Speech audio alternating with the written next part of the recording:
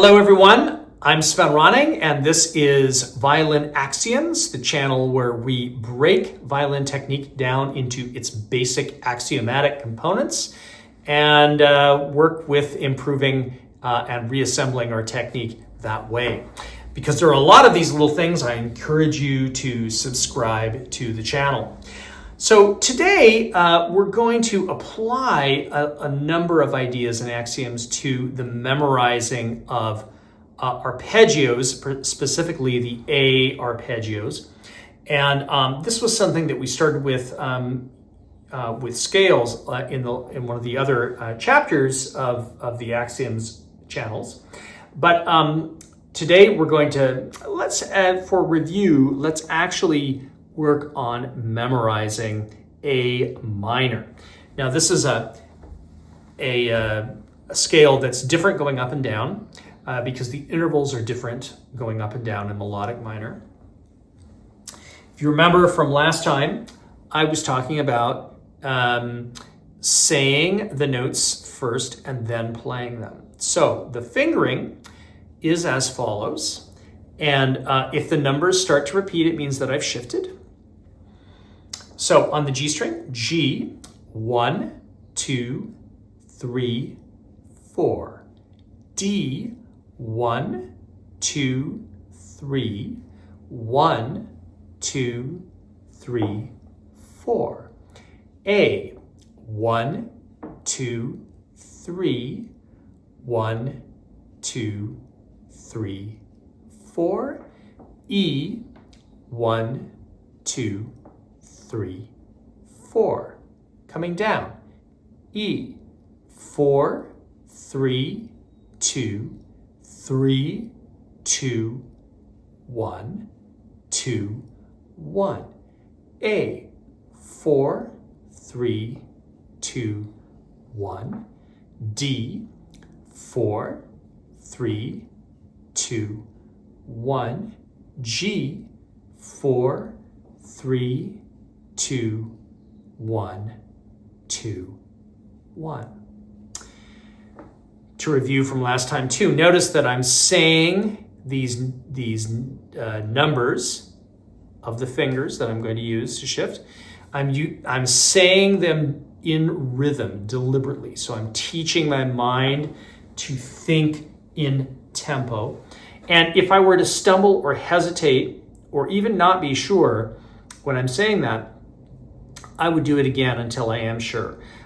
Because once I have the procedure in my mind without stumbling, I've got the correct recipe and I can do it basically perfectly, even the first time on the instrument from memory.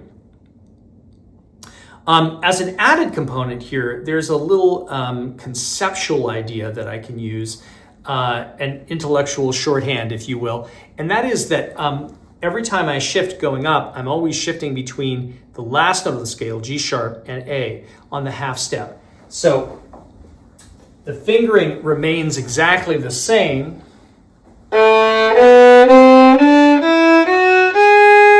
Then shift.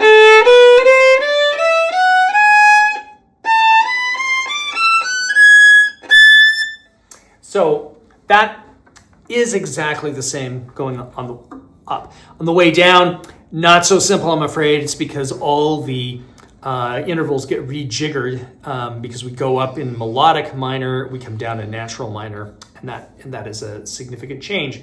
But that is a kind of way of memorizing that. So I'm just going to play A minor just the way I said it a moment ago, hopefully without any blips in the memory, right? And I'm going to do it at the same tempo that I just said the fingering as well, so that my procedural memory is exactly as I expect it to be.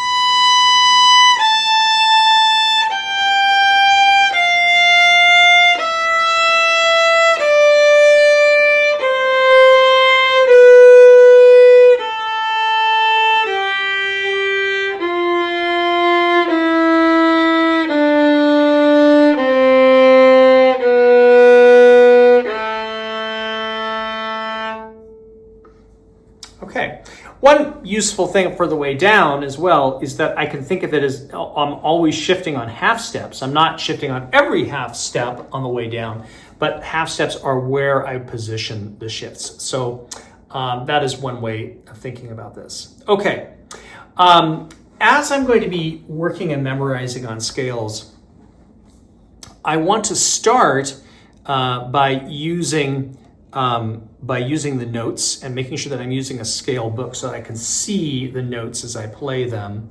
And I also want to be memorizing the fingerings, and maybe by using the method that we just did, which is to say saying and then playing. But there are, I want to combine all sorts of skills into my scale playing so that it becomes part of who I am as a player. First of all, there are basically 4 different ways that I can know something on the instrument. One of them is that I can hear it, okay? I can hear it before I play it. And this is kind of, you might say, phonographic memory, right? The way, what I hear and how I remember. I could remember, for example, what I see on the page, what it looks like on the page, and I sort of just play the page in my mind's eye. That would be photographic memory. It's something I think a lot of us are familiar with in common parlance. There's also tactile memory. What does it feel like to pull a down bow, or what finger am I on, what string am I on, and so on. The touch of the instrument, that is a kind of memory. And then there's theoretical memory. What notes am I playing? How do they add up to being a major arpeggio or a minor arpeggio or an inverted arpeggio or a melodic minor scale or a whole tone scale, whatever they are. You could also say if there are some intellectual shorthands that might also be theoretical memory of sorts. Like I said, I'm always going between the 7th scale degree, between 3 and 1 on ascending on that melodic minor scale, and on the way down I'm only shifting on half steps. Those are theoretical constructs that help me memorize. So I'm using phonographic memory, photographic memory, tactile memory, and theoretical memory to help me hold the memory secure. Now, all of us have strengths and weaknesses in this regard, so maybe yours is going to be photographic memory or phonographic memory or tactile or whatever it is. But don't neglect the others, because no matter which one is strong for you or which ones, they fail you occasionally. If you've built the others, your raft is a lot safer. So feed all the forms of memory. Okay, so what we're going to do now is we're going to memorize the scale or the arpeggio fingerings for A arpeggios as they would be found in Barbara Barber's scale book or in Carl Flesch's scale book. I'm going to use something that I've talked about in the channel before. For the most part, I'm going to try and use skyscraper fingerings in this. And that is to say that the fingering is the same in every octave. And therefore, one floor is like every other floor. Okay, so I'm going to play the pattern, then I shift, I play the pattern again, then I shift and play the pattern again.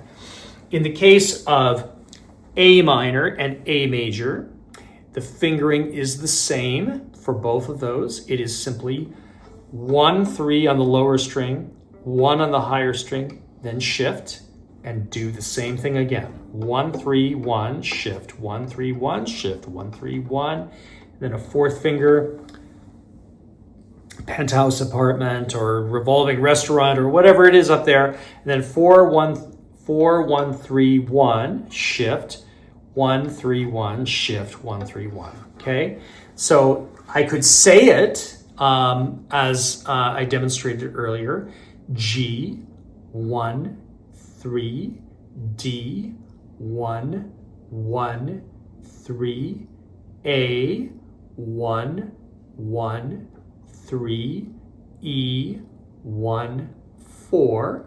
Coming down, E, 4, 1, A, 3, 1, 1, D, 3, 1, 1, G, 3, 1. You could try that too, but I think you'll find that the intellectual shorthand of just knowing that it's a skyscraper on 131 is sufficient for your memory in this case. Okay, so I'm going to do minor arpeggio and then major arpeggio.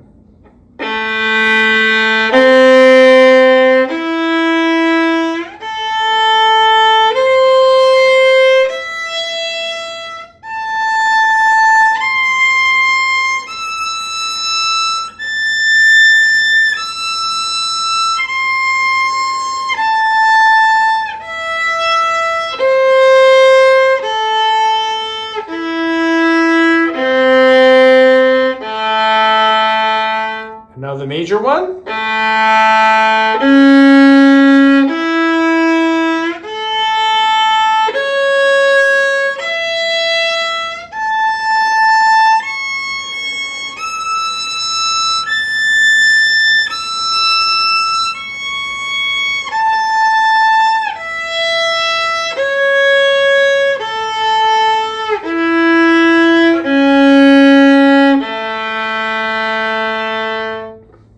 Okay. For the next arpeggio in the sequence is going to be an F sharp minor arpeggio starting on A, the submediant minor. The notes are A, C sharp, F sharp, and the fingering is a skyscraper fingering again, 1, 3, 2. And I'm just going to use that going up and down. Okay, so my theoretical memory is saying F sharp minor, first inversion. My tactile memory is saying 1, 3, 2 with skyscraper. My phonographic memory is saying ba, ba, ba, right? So I can hear those notes before I play them. And my photographic memory is saying A, C sharp, F sharp, A, C sharp, F sharp, and I'm visualizing that or looking at it in the scale book. Here we go.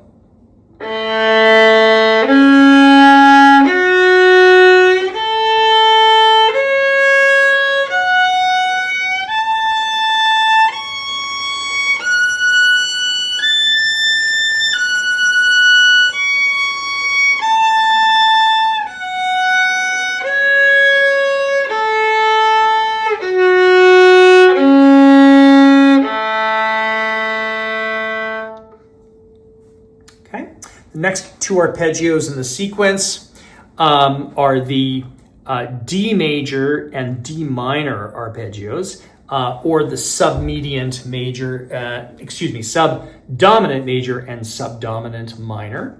1, 4, 2 is the pattern that is the skyscraper this time, and I'll just do them for you. Of course, using all the other formulas of memory, the different types of memory as I'm practicing.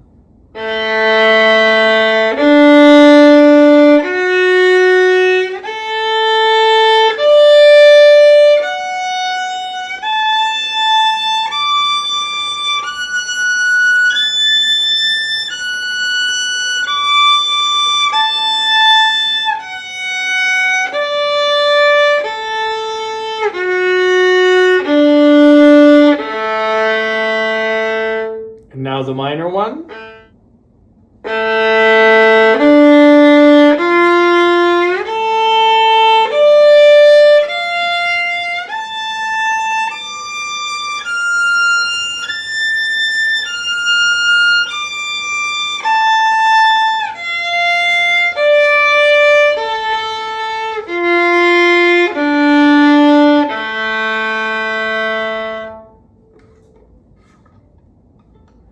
Okay, next is the diminished 7 chord, all minor thirds going up and down.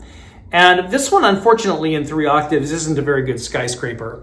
So I'm going to have to just say the numbers of the fingers as I do it, preferably without touching the instrument as I do it. So I'm not cheating by feeding my intellectual memory with my tactile memory. I'm going to just do it without touching.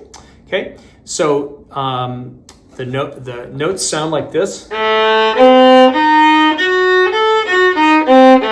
Okay, and I'm going to say the fingering. Here we go. G, 1, 3, 2, 4.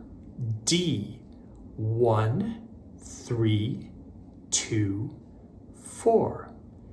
A, 1, 3, E, 1, 3, 4. Coming down. E, 4, 3, 1. A, 3, 1. D, 4, 2, 3, 1. G, 4, 2, 3, 1. Here we go.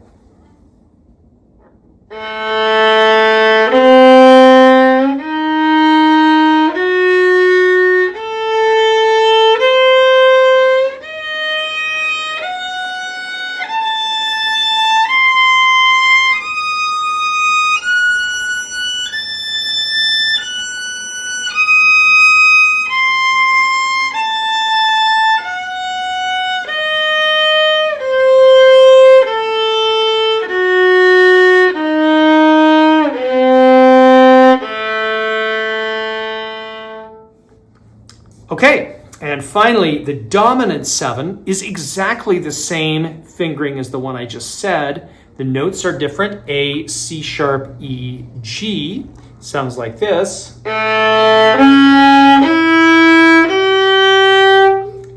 Here we go.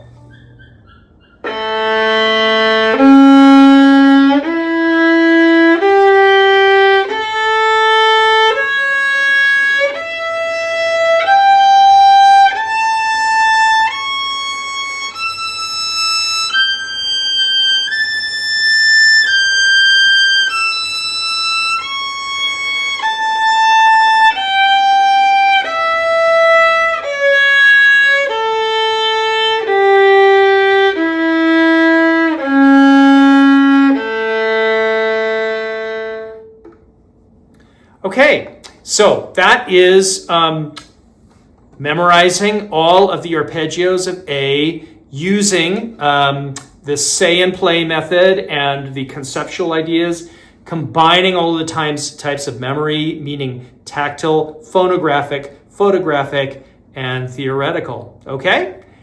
Let's keep doing it with the other scales, and of course, lots of practice at home, but hope that gives you a place to start. I'll see you in the next one.